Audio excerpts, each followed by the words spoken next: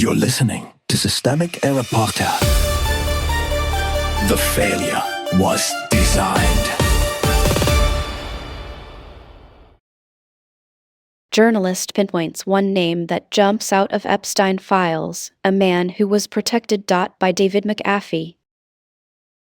One investigative journalist highlighted a name she says stands out of the Jeffrey Epstein files. There has been a lot of talk connected to associates of the late child abuser, yet few names have surfaced. But independent journalist Amber Woods decided to do just that over the weekend. Taking to X, Woods wrote, "One name that jumps out in the files, Richard Kahn Can, a longtime fixer for Epstein's network and is a beneficiary to his estate." She then added that Kahn has been paid tens of millions, before noting that Deutsche Bank flagged him as a child sex offender including rape, CSM material, sodomy. Finally, she said, "This is a man who was protected by the far-reaching sweetheart plea deal for those in Epstein's network." In related news, a prison guard responsible for checking in on the late financier and convicted sex offender Epstein has been tied to a mysterious cash deposit and an incriminating Google search, according to a new report.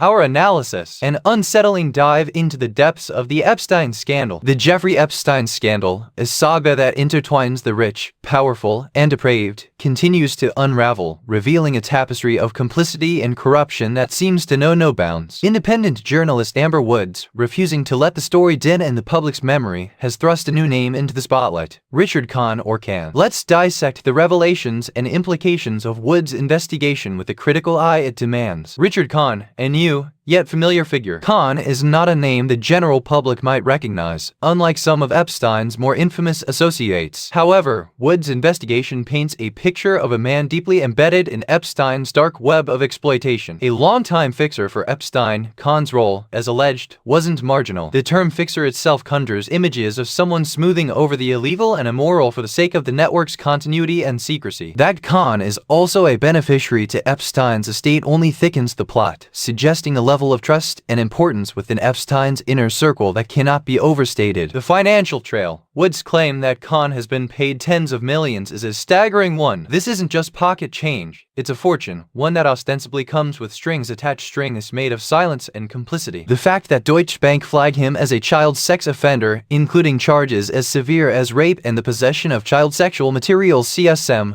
only adds a layer of institutional awareness and, distressingly, potential institutional negligence or complicity. The sweetheart deal protection. Kahn's alleged protection by the sweetheart plea deal crafted for Epstein and, by extension, his network exemplifies the systemic failure to hold powerful individuals accountable. This deal, widely criticized for its leniency and the broad immunity it offered to unnamed co-conspirators, underscores a justice system warped by power and influence. That Kahn could potentially benefit from such a deal is a mockery of the victim's suffering and the concept of justice itself. The tangled web of Epstein's associates. The addition of a prison guard tied to mysterious cash deposits and incriminating Google searches further complicates the narrative. It hints at a level of corruption and cover-up that goes beyond Epstein and his closest associates. The systemic rot, it seems, extends into the very institutions that were supposed to investigate and incarcerate Epstein. Conclusion: a scandal far from over. Woods' investigation into Richard Kahn is a reminder of the unfinished business in the Epstein saga. It highlights not just the individuals who participated in Epstein's network of abuse, but also the broader failures of financial, legal, and correctional institutions to address and rectify glaring red flags. The Epstein scandal, with its tentacles wrapped around the pillars of society, continues to demand our attention and outrage. As more names like Richard Kahn emerge from the shadows,